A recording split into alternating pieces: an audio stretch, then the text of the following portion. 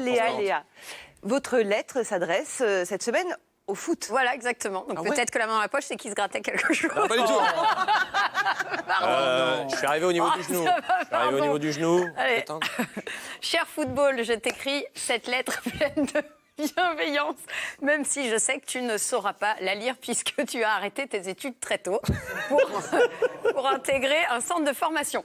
Et puis, cher football, par ta faute, il n'y a pas eu d'info du vrai le mag mardi à cause d'un de tes matchs, un Paris-Dijon qui s'est soldé par la victoire du PSG 4-0. Alors on pourrait se dire, waouh! Mais en fait, non, parce que le PSG, c'est vraiment comme un harceleur d'école primaire. Il terrorise les petits dans la cour, puis les humilie, tu vois, d'où le 4-0 pour Dijon, le 5-0 contre Amiens et le 9-0 contre Guingamp. Mais alors, dès qu'il passe dans la cour d'écran, il n'y a plus personne. Et bim, on se prend des 3-1 contre Manchester United.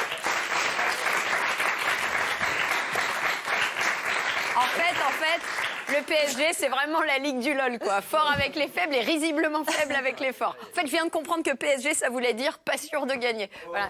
Ah, pas mal. Ouh là là, mais alors là... Ouh, ça va faire mal.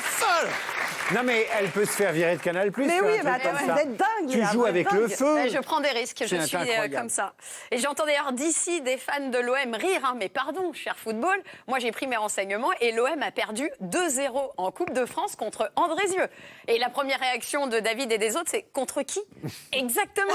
Alors que Manchester United, au moins, on ne sait pas non plus où c'est, mais on en a déjà entendu parler. Bim, les Marseillais. Et puis, pardon, mais le footballeur est terriblement naïf. J'ai vu que Zidane revenait au Real de Madrid. Mais enfin, Zizou, mais n'importe quelle femme te l'aurait dit. Ne jamais se remettre avec un ex. Encore moins espagnol. Un, dos, tres, un paso do balón, pase a Maria. Voilà. Et puis... Moi aussi, je pars dans l'absurde un peu parfois. Et puis, cher foot, pardon aussi, mais il va vraiment falloir que tu revoies ton vocabulaire. J'ai par exemple récemment lu que Cristiano Ronaldo avait été un héros. Un héros? Non mais sérieusement. Non, parce que du coup, je me suis demandé ce que ce charmant Portugais, manifestement gender fluide et surgominé, avait pu apporter à l'humanité. Je sais pas, avait-il sauvé un enfant d'un incendie, inventé un vaccin contre une nouvelle maladie, ou mieux, inventé des fils d'écouteurs qui ne s'en mêlent plus dans les sacs à main? Mais que nenni! Le mec a juste mis un triplé.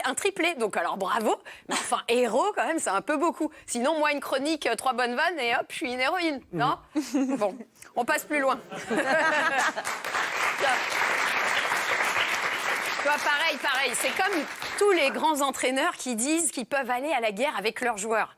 Non, mais franchement, qu'ils viennent une fois faire le premier jour des soldes pour une collection capsule chez une grande enseigne, là, ils verront ce que c'est que la guerre. Voilà, ça m'énerve quand les gens exagèrent sans arrêt. Alors, du temps de César, on disait, vous savez que pour calmer le peuple, il fallait du pain et des jeux. Et ben aujourd'hui, tu lui donnes de la pizza et du foot et il est en caleçon content sur son canapé, le peuple. Alors, je critique, mais évidemment, cher football, pendant la Coupe du Monde, comme tout le monde, moi, comme tout à chacun, je respecte les 3 règles. Je m'enflamme pour les bleus, je me mets du bleu, blanc, rouge sur le visage et je critique Giroud. Voilà.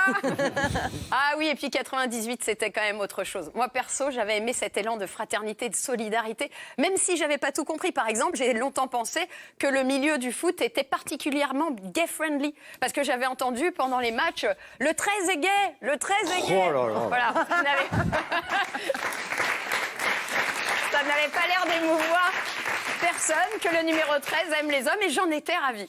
Bref, cher football, voilà, j'espère que nous pourrons continuer à vivre en bonne intelligence, toi de ton côté, moi du mien. Et puis tous les 20 ans, on se fait un petit mois de juillet sympa ensemble quand tu gagnes, comme un petit flirt de vacances. Bon, sauf que toi, tu te renouvelles alors que moi, ça ramollit sous le short. Carton jaune pour celle-là.